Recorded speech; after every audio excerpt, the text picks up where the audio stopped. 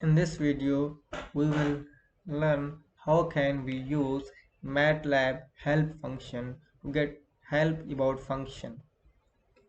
Help is available through online manual.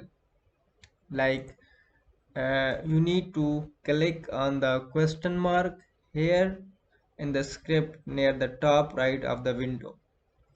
The MATLAB manual are also online and will come in the goal. This you will find MATLAB documentation here. And if you already know the name of the function you want to use, help manual is quite good.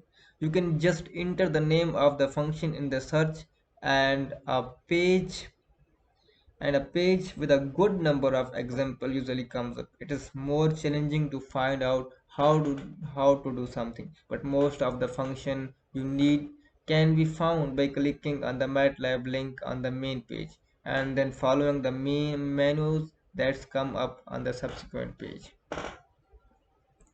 Like you can search here any function you want to know. It's like mean. If you want to learn about mean function,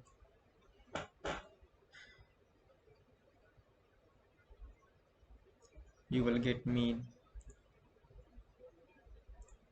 Okay. And if you want to know about standard deviation, like std command,